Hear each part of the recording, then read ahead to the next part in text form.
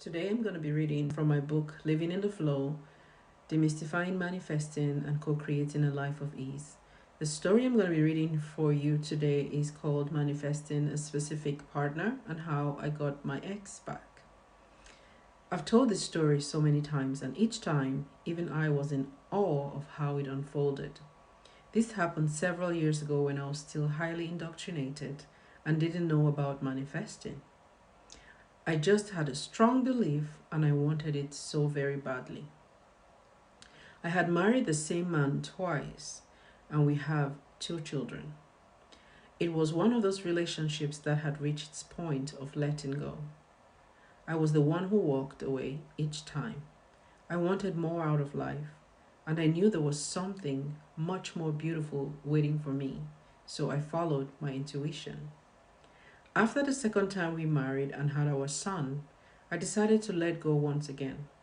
We were separated for over 2 years and barely talking, except when it came to our children. While the divorce was pending, I dated for a brief period. He too had a girlfriend in the city he lived in. My daughter's wish that Christmas was for me to give her dad one more chance so we could have the family together. I looked at my daughter and something moved inside me because in her, I saw my 12-year-old self who wished my parents had never divorced. So I said yes and promised her I would not give up until her dad came home. Of course, it was a surprise to everyone since we had been living in different cities for over 2 years. When he heard my wish, he said, over my dead body, I will never be crazy enough to get back with her. I was determined. I went out and bought frames and put pictures of my ex husband and I in them. There were no pictures on my wall before, but I made the change to put up our photos all over the house. I printed family pictures and placed them everywhere in every room of the house. It looked like a family lived there. Next, I pushed my clothes to one side of the closet and made space for his clothes when he would return. When we ate dinner, I put a plate for him at the table. I wrote encouraging words on the mirrors and put my wedding ring back on. I was all alone in this. Well, me and my daughter. His parents didn't want a part of it. He had even taken the girl he was seeing at the time to his parents for Christmas dinner, and she had bought expensive gifts for my kids. It hurt so much that I cried. I decided to call her and ask her to take a step back while I tried to work things out with my children's father. And she very confidently told me there was nothing I could do to separate the two of them. Oh, how that made me so angry. I said to myself, girl, we'll just have to wait and see about that. As time went on, things seemed to be getting worse. He visited her parents and her family and moved in with her. Before long, I heard they were engaged. Every little news I heard broke my heart. I almost gave up, but I was encouraged by faith. Plus, I didn't want to break the promise I had made to my daughter.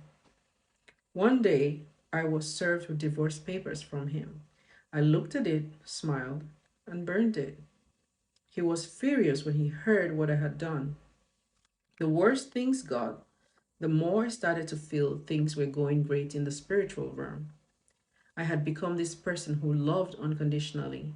I stopped insulting the other woman when I talked about her and completely forgave her and my children's father too. All I had was this endless love and compassion. It was so intense that it surprised even me. I had gotten so much closer to God and reached the point when I said, even if He doesn't come back, I'm richer in love than I was before I began this journey. But I didn't give up. I kept saying, just watch. He won't even take a plane to come here. He will get in his truck and drive all the way from where he is to my front door. I even did the Esther fast. Yes, I went for 3 days and nights without food and water, all the while working a 12-hour shift every night at a children's hospital.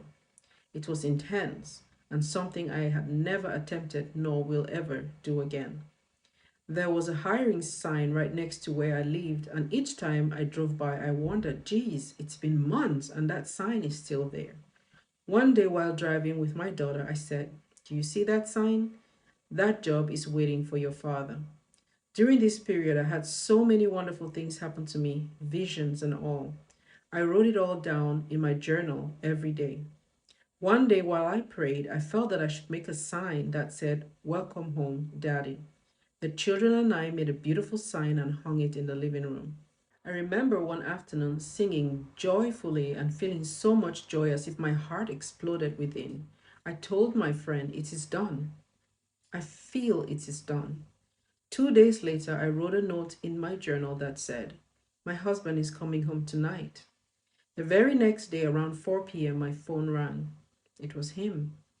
Mind you, we had barely spoken through the years. Most of the times, his parents had transmitted his message. I stared at my phone in shock and picked it up. The voice on the other end said, "I just want to tell you that I am coming home. I am driving in my truck. I'm not sure how long it will take for me to get there. I don't even have enough gas in my truck, but I am coming home." All I said was, "I love you," and he replied, "I love you too." Words I never thought I'd ever hear again. This is the same man who said he will never ever get back with me. He had left work that morning and not even returned to collect his belongings from the house he shared with his girlfriend. He drove for 24 hours all the way to my front door with just the clothes on his back. When he came in, he was very overwhelmed to see the house looking as though he lived there.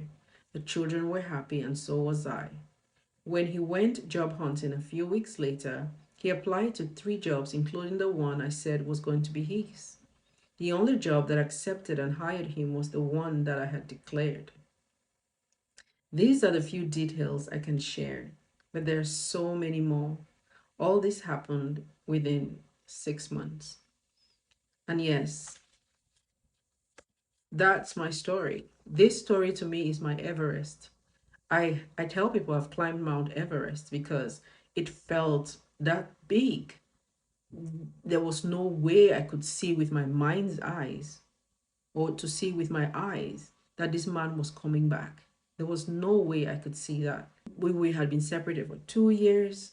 His life had continued, mine had continued, and then all of a sudden I wanted this man back so we could fix our family.